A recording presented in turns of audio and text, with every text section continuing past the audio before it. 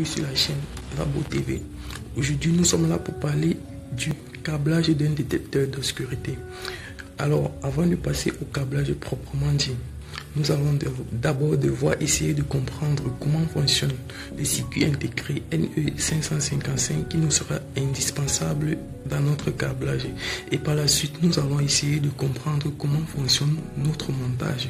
Et pour terminer, donc, nous allons devoir passer au câblage proprement dit de ce montage.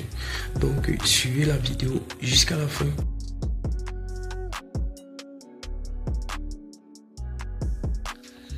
Ok, voici le circuit intégré NE555 que nous allons utiliser dans notre montage. Nous allons brièvement parler de sa constitution interne. À l'intérieur de ce circuit, nous trouvons un pont de 3 résistances, 2 amplificateurs opérationnels 10 comparateurs, une bascule et un transistor. Et un transistor, ça c'est sa constitution interne. Donc pour les brochages, de manière physique, quand vous verrez le circuit intégré, de son côté gauche, il y aura un point nuancé de ce côté-là qu'il faudrait commencer à compter ces brochages. Donc on va compter là de 1 à 4 et de l'autre côté on commence tout en bas pour continuer jusqu'à 8. Donc la première broche, c'est la masse ou alors le neutre. Deuxième broche, déclenchement. Troisième broche, sortie. Quatrième broche, la remise à 0. Donc on va pas trop s'attarder sur ce thème-là. Cinquième broche, c'est la modulation ou encore l'alimentation. Sixième broche, comparateur ou seuil. Septième broche, c'est la décharge. Et la huitième broche, c'est pour l'alimentation. Donc là, c'est de manière brève qu'on parle de ce circuit intégré.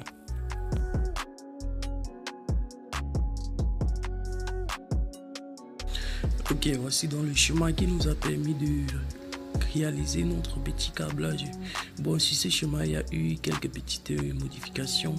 Au niveau de l'émetteur sonore ou alors du baffle, on a dû la remplacer pour mettre une LED et le condensateur CD aussi a été remplacé pour mettre une résistance qui va protéger cette LED. Donc notre objectif c'était d'avoir de l'effet luminescent lorsqu'il y aura de l'obscurité, raison pour laquelle on a fait ces modifications.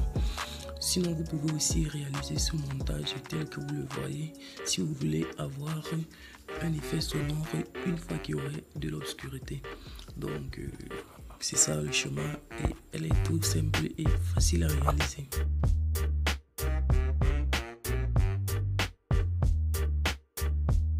Voilà, voici notre montage qui a été réalisé. Voilà les différents composants. Donc, nous allons un peu devoir montrer. Là, nous avons notre circuit intégré NE555. Là, nous avons un condensateur et ici la photorésistance. Et la photorésistance, les autres là, ce sont les résistances. Et ça, c'est notre LED ici là. Donc, voilà notre montage qui a été réalisé. Nous allons donc devoir procéder au test maintenant. Pour le faire, il va falloir que nous arrêtions la lumière.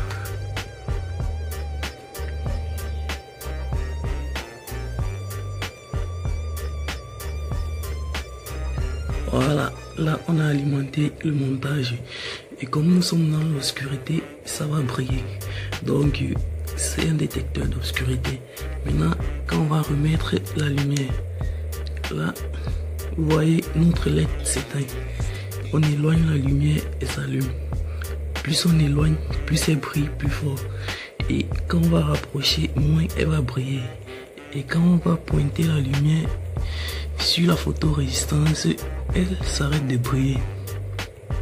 Donc c'est ça.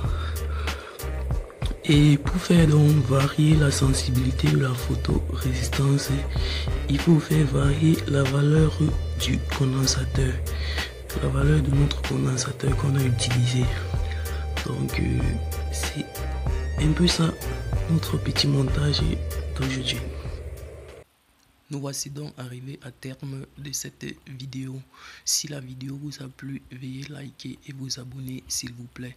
Et veuillez me lâcher un petit pouce bleu pour m'encourager à faire d'autres vidéos. À la prochaine. Ciao.